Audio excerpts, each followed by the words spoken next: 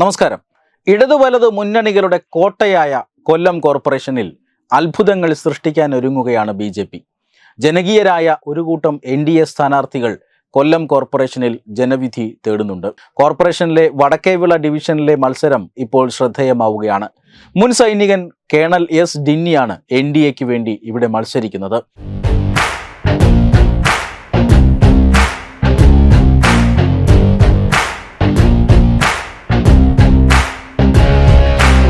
ഭദ്രമായൊരു രാജ്യം പടുത്തുയർത്തിയ ശക്തി കേരള നാടിനെ അടിമുടി മാറ്റാൻ ഇനി വരണം BJP.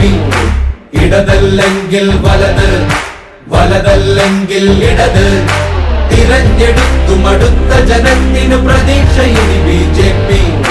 പ്രതീക്ഷ ഇനി BJP.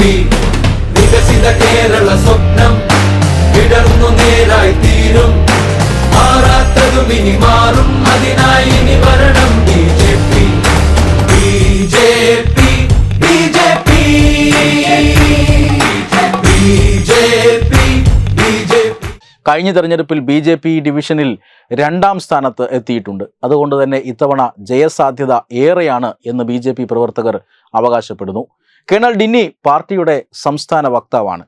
ടെലിവിഷൻ ചർച്ചകളിൽ, അത് ദേശീയവും അതുപോലെ തന്നെ മലയാളം ചാനലുകളിലുമെല്ലാം സജീവമായി പങ്കെടുക്കുന്ന ഈ ചർച്ചകളിലെ സജീവ സാന്നിധ്യവുമാണ് കേണൽ ഡിന്നി. കശ്മീരിലും ലഡാക്കിലും സൈനിക ഡിവിഷനുകളുടെ കമാൻഡിംഗ് ഓഫീസറായി സേവനമനുഷ്ഠിച്ച് വിരമിച്ച വ്യക്തിയാണ് അദ്ദേഹം.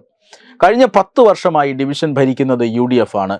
കോർപ്പറേഷൻ ഭരിക്കുന്നതാകട്ടെ LDFും. എന്നിട്ടും പല മേഖലകളിലും വികസന പ്രശ്നങ്ങളുണ്ട്. അർഹതപ്പെട്ട നിരവധി പേർക്ക് ആനുകൂല്യങ്ങൾ നിഷേധിക്കപ്പെട്ടിരിക്കുന്നു. കേന്ദ്ര പദ്ധതികൾ ഗുണഭോക്താക്കളിലേക്ക് എത്തിയിട്ടില്ല. റോഡുകളുടെ അവസ്ഥ അത്യന്തം ശോചനീയമാണ്. രാഷ്ട്രീയമല്ല, വികസനം ഉയർത്തി പ്രചരണം നടത്തിയിട്ടുണ്ടെന്നും വാർഡിൽ ചരിത്ര വിജയം നേടുമെന്നും കേണൽ ഡിന്നി പ്രത്യാശ പ്രകടിപ്പിച്ചു. സൈനിക പശ്ചാത്തലമുള്ള നിരവധി പേരാണ് തദ്ദേശ തെരഞ്ഞെടുപ്പിൽ BJPക്ക് വേണ്ടി മത്സര രംഗത്തുള്ളത്.